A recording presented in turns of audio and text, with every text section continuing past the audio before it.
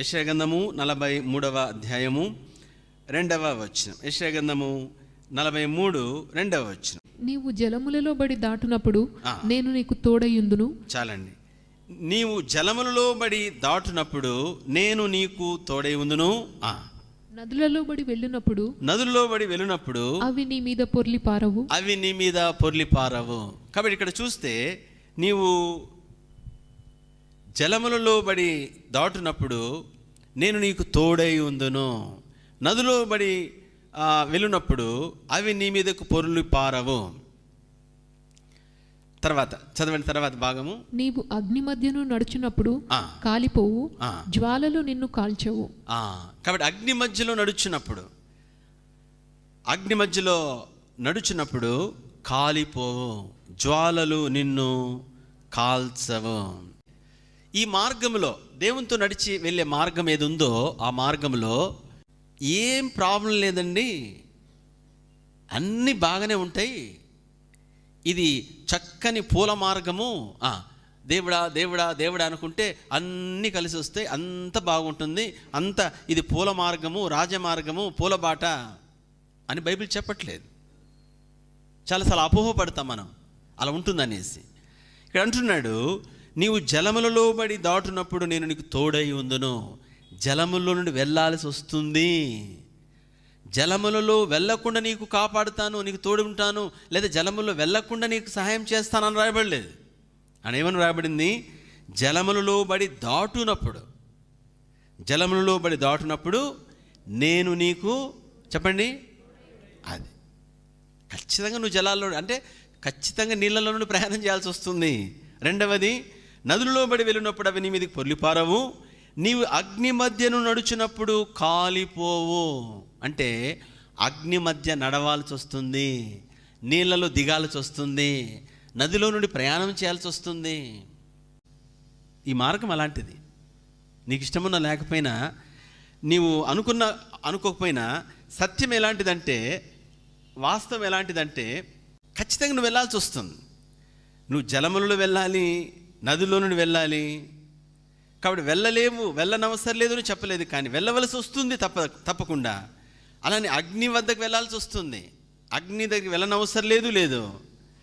అయితే విషయం ఏమిటంటే, అగ్నిలో నడిచినప్పుడు నీవు తప్పక నడుస్తావు, కానీ అయితే అవి నిన్ను ఏమీ చేయజాలవు. ఎందుకని? సంతోషించే విషయం ఏమిటంటే, అగ్ని నీ దగ్గరికి రాదు అని లేదు, నీళ్ళలో దిగాల్సిన అవసరం లేదు అని లేదు. నదులంబడి బడికి వెళ్ళాలి, అయ్యా నదిలో కొట్టుకుపోతాం తండ్రి, ఆ మార్గం అలాంటిది, వెళ్ళాల్సిందే. కానీ అగ్ని మధ్యలో వెళ్తావు, కానీ అగ్ని నిన్ను కాల్చలేదు. సోదరుడ సహోదరి, అందుకోసం ఇక్కడ చూస్తే నీవు జలములలో బడి వెళ్ళుచున్నప్పుడు, నదులలో బడి వెళ్ళుచున్నప్పుడు, అగ్నిలో నుండి వెళ్ళుచున్నప్పుడు జ్వాలలు నిన్ను కాల్చజాలవు. నువ్వు వెళ్తావు, అక్కడికి వెళ్ళాల్సి వస్తుంది. అయితే మన సమస్య ఏమిటంటే అండి, ఎవరైనా వచ్చి మనల్ని అగ్నిలో వేస్తానంటే నా అయిపోయిందని, ఇంకా అయిపోయింది, రేపు ఈ పాటికి అయిపోతానా, రేపు సాయంత్రం ఈ పాటికి బూడిద అయిపోయినట్టేనా, రేపు ఎల్లుండి అయితే అసలు లేనే ఉండనన్నా, ఇక నా పిల్లలు, నా భార్య, అక్కడ ఎవరైనా ఒక మాట స్టార్ట్ చేస్తే ఇక మనం వెళ్ళిపోతాం, ఎక్కడికో వెళ్ళిపోదాం అల్లుకుంటా. దేవుని బిడ్డ భయపడబాకు, దేవుని బిడ్డ అధైర్యపడబాకు, భయపడబాకు. అగ్నిలో నుండి వెళ్ళాల్సి వస్తుంది, ప్రభు అంటున్నాడు, భయపడబాకు.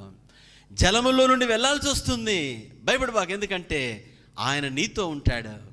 నేను నీతో ఉంటాను నా బిడ్డ, నేను నీతో ఉంటాను, నేను నీకు తోడై ఉన్నాను, భయపడబాకు, నేను నీకు తోడై ఉన్నాను.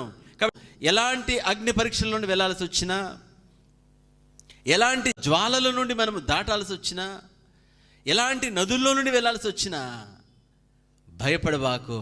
మనం భయపడకుండా వెళ్ళాలి. ఒక మాట చెప్తాను, ఎందుకంటే మనము భయపడకుండా వెళ్ళగలిగితే చాలు. ఎందుకని అక్కడ నిజంగా ఏం జరగదు. సత్యం ఏమిటంటే ఏం జరగదు. ఆయన మనతో ఉంటే మనము దాటగలుగుతాము. మనము ఆయనతో నడుస్తే ఆయన కార్యం జరిగిస్తాడు. కాబట్టి ఏ పరిస్థితిలో మనం వెళ్ళాల్సి వచ్చినా ఆయన మనతో ఉన్నాడా లేదా, అది ఇంపార్టెంట్. ఫస్ట్ ఏమిటంటే ఆయన నీకు తెలియాల, ఆ పెద్ద ఆయనతో సంబంధం ఉండాల. అది అది ఇక్కడ విలువైన సత్యము, అది అతి ప్రాముఖ్యమైనది.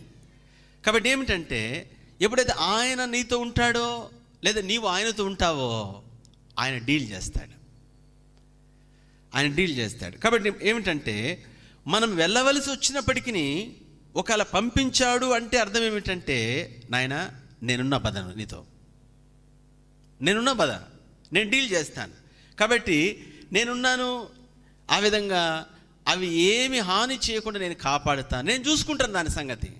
సోదరుడ సహోదరి, ఎలాంటి మార్గం నుండి దేవుడు పంపిస్తాడో, ఎన్ని కన్నీటి ఊటల నుండి మనం దాటాల్సి వస్తుందో, ఎన్ని దుఃఖకరమైన బాధకరమైన పిండి వేసే మనలను ఆ విధంగా పిప్పి చేస్తారు అనే వ్యక్తుల నుండి వెళ్ళాల్సి వస్తుందేమో, సవాళ్ళ నుండి వెళ్ళాల్సి వస్తుందేమో, లేదా అలాంటి పరిస్థితులు వెళ్ళాల్సి వస్తుందేమో. ఏ పరిస్థితి ఎలా అవుతుందో మనకు తెలియదు, రేపేమవుతుందో మనం చెప్పలేము.